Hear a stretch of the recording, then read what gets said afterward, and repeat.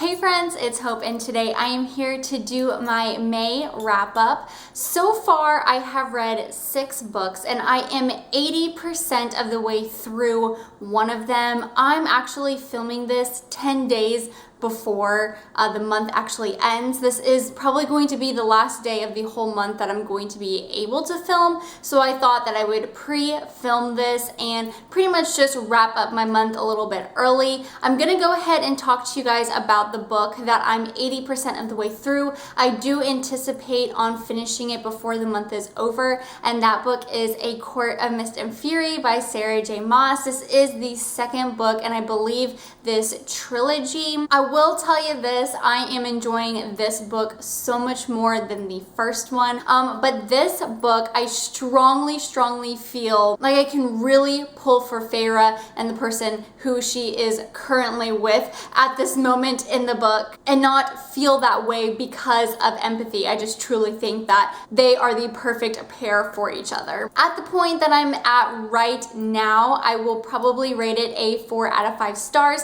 But if you guys want my actual rating of the book, make sure you just check out my Goodreads review. And like always, I will leave a link to my Goodreads page down below in the description box. Alright, so next I want to talk to you guys about 2 books that I received for review. I read both of them this month, and the first one that I read was Neverland by Sherry Arnold. I did do a non-spoiler book review, and I will leave that linked down below in the description box if you guys are interested in checking that out. But this is a Peter Pan reimagining. This story was super creative, and I just really adored how Sherry Arnold told her own story, but yet meshed the Peter Pan story that we all know and love so very well together. Out of the characters in this book, Meyer was definitely my favorite. He portrayed Peter Pan in this book. If you guys like reimagining stories and if you're a fan of Peter Pan, I think that you guys would really enjoy this book. I ended up rating it a 4 out of 5 stars. The next review book I read was Sleeping Tom by Evie Fairfall. This book is super unique because it touches on a topic that I've never seen done in YA books before,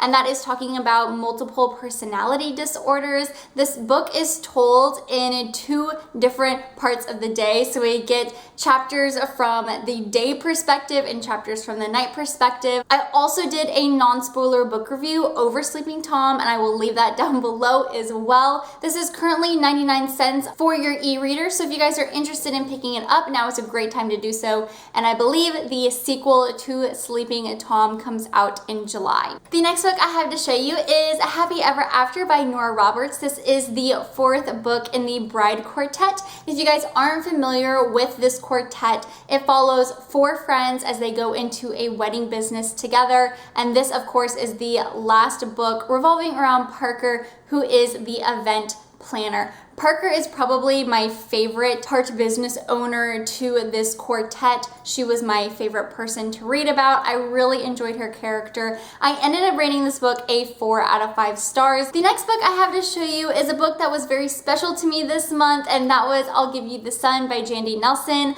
I did a buddy read with my friend Katie over at Life Between Words, and I'm so glad we decided to pick this book up and read it together. I honestly think I enjoyed it as much as I did because I got to discuss all my thoughts and feelings with Katie through the read. And thank you so much, Katie, for reading this book along with me. It was seriously such a pleasure just to talk to you every single day, and I definitely think that we need to do a buddy read again very soon. This book has been talked about all over BookTube for the last few years. If you guys don't know anything about this book, it follows a set of twins. The reader finds out at the beginning of the book that Jude and Noah aren't in the best place and they don't have the best relationship, all due to a certain circumstance that we later find out in the books. Something I loved about this book was how descriptive it was. I loved how the art was explained, and I really felt like there were so many moments of the book that I just wanted to devour. You can see that I tabbed this sucker up pretty well, and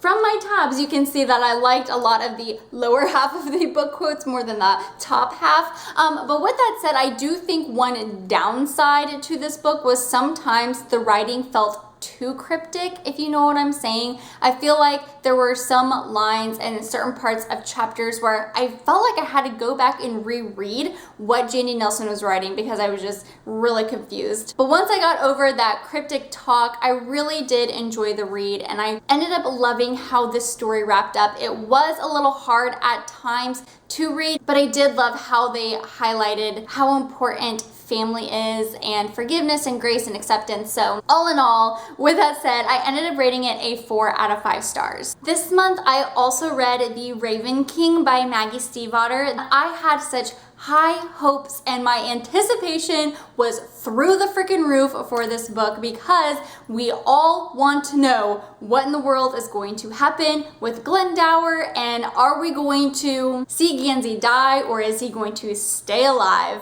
And with that said, without giving you guys any spoilers, I was mildly disappointed. I feel like the ending was a cop-out, and I feel like there were moments within the book that we spent the whole series just waiting for this one thing to happen, and when it finally happened, it was so quick. I barely even realized it happened, and I just felt like there was no emotion within that scene. I was preparing myself for tears and then joy, anguish, just so many feelings, and what I got was, wow, that was it. So to put it nicely, I was just a little bit disappointed in how this all wrapped up.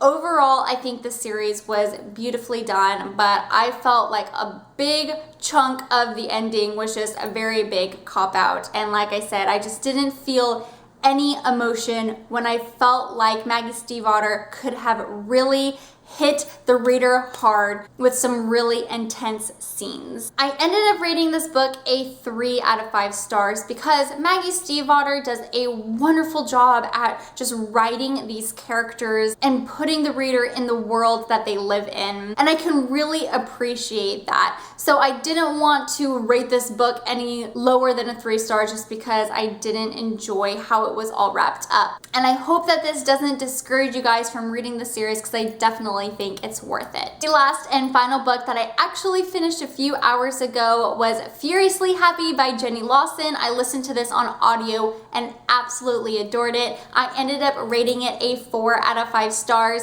Jenny Lawson narrates this book as well, so she just really captures just everything and all the emotion that she put into her stories in this book. And like I said, I just loved it so very much.